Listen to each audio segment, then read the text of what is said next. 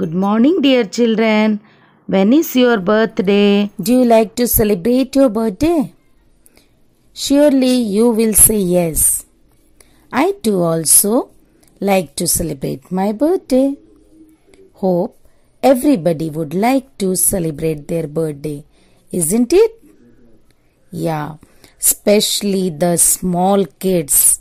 They anxiously wait for their birthday celebration and already pre-planning for grand celebration. They ask their parents to arrange party. They feel very excitement because they expect for many gifts, beautiful gifts. Am I right? Yes, है ना? So now, let's see how Mr. Perk is celebrating his birthday. Who all are arranging the party and what are the gifts he is going to receive. This story is an portion taken from The Railway Children, a children's book by Edith Nesbit. Who is this Edith Nesbit? The writer of the story. Characters in this story. There are 3 children, mother, Mrs. Ransom, then villagers and Mr. and Mrs. Perk. Now let us discuss about their nature. There are 3 children named Bobby, Peter and Phyllis. They are well disciplined, sensitive, emotional and compassionate. They feel happy in making others happy. Our second character, Mrs. Ransom, is only old lady who works in the post office. She speaks very rudely. Villagers were also very hardworking and helpful for needy. Mrs. Perk, she was very emotional lady. She was surprised to see so many gifts brought by the children. And the main character, Mr. Perk, he is very jolly, decent, helpful to everyone. Villagers like him very much. They respect him for his good deeds. The story starts. The editor of a magazine had written to say he was going to publish one of Mother's story. So, Mother gave Peter some money for buns. The children looked at each other and then the children asked Mother not to give the money for buns today. Instead of today, they had requested her mother to give it on the 15th, that is next Thursday, as it was Mr. Perk's birthday. He was very nice person, kind-hearted, good to everyone. They wanted to do something for him. All the 3 children started discussion, planning how to celebrate Mr. Perk's birthday, what they could do for him. At the end, they decided to celebrate the day in a grand way. As they themselves were very poor, they thought of involving the villagers and asked for their help. Then, first day, all together, they went around for collection from the villagers. Several villagers were very kind-hearted and some were very rude. It was not so easy job going to each door and asking for help. Anyhow, first day they had collected good cash of amount and also received different presents from the villagers. The presents were touched with emotions.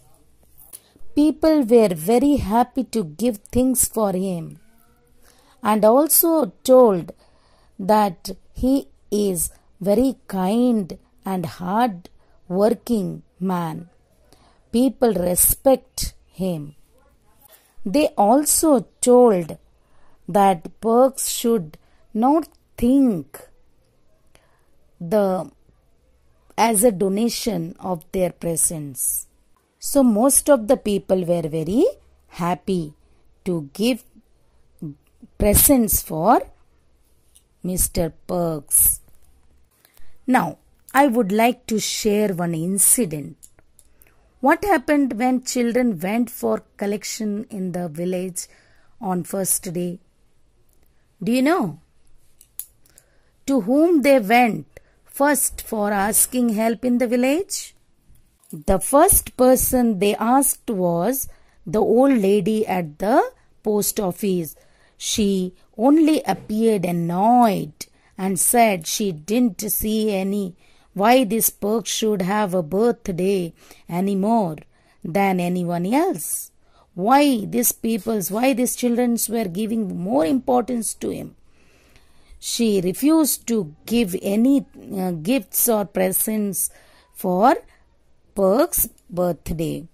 Hearing these words, Bobby said, I should like everyone to have one. Only we should know when it is. During this conversation, the children came to know about Mrs. Ransom's birthday, which was fall on the next day. She thought that nobody might have noticed about it. The children were very clever and kind. They thought of making please happy to the old lady on her birthday. So, what did they do? The next early morning, Bobby and Phyllis cut a big bunches of roses and put it in the basket together with a note written for Mrs. Ransom. What was the note? With our best love, because it is her birthday. They took it to the post office, kept it on the counter, and ran away before the old woman saw them. The special day the children had been waiting for had finally arrived. 15th, Mr. Perky's birthday. On the morning, the children collected all the presents received from villagers, and they had also given with love and emotions, and they moved towards the village, Mr. Perk's little yellow house. But on the way, Mrs. Ransom stopped the children and gave a basket of gooseberries and a plum belonged to her daughter, who lived for 6 months only, and gave for Mr. Perk's children, and appreciated to all 3 children for the unexpected present received from them, bunches of roses. She also said that they are very good little souls. The children were delighted to receive the presents and hearing the praise words from Mrs. Ransom, and moved to Perk's house.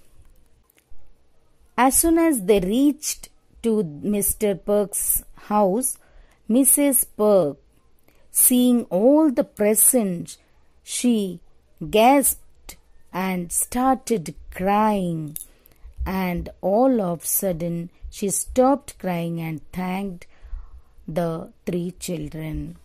Seeing this, all the children were frightened. Then, when Mrs. Perks stopped crying, thanked them. They had a plan that as Mr. Perk enters the house, the first present will be given by Mrs. Perk, and then all together they will come in and shout many happy returns and enjoy. But sorry to say that as they had planned, it didn't turn out. When Mr. Perk saw all the presents that the children had brought, he shouted, he yelled, and asked children to go away in such a way that all the children were frightened, and Phyllis burst into tears. He also asked children to take the presents back and return to the presents those who have given to them. He angrily said many things to the children. He also said that he cannot accept the donation given by the peoples. What they are thinking of me, I am very poor, so they can give me as a donation. All the neighbors are thinking bad for me, so on, and turned back to the children. But Peter courageously stammered way. He spoke to Mr. Perk that they didn't mean any harm. Peter and Phyllis were ready to go, but Bobby said bravely, "Before we go, I would like to read out what people said when they gave the presents." He started showing the presents one by one and reading out the emotional letters for him. First, he shown the old little frog given by his mother and said that he will not feel bad, or as a charity he should think, but we are also very poor and we are unable to buy a new frog.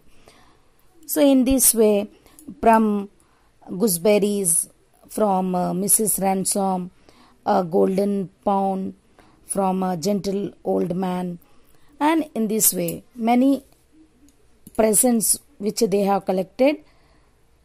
As one by one Bobby was reading the emotional letters, then Mr. Perk said that no need to return the presents.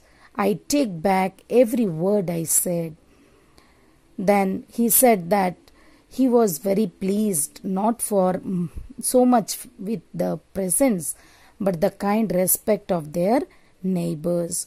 While saying these words, there were tears in his eyes, but no one said a word about them, for fear he had get angry again. Everything was fine after that. Mr. Perk's children, who had run out into the garden when they heard their fathers shouting, they came in. They all had tea together and toast, and children wishes for Mr. Perk's health, and left. After that, Mr. Perk said to his wife, "Those little children are quite good." This was the story.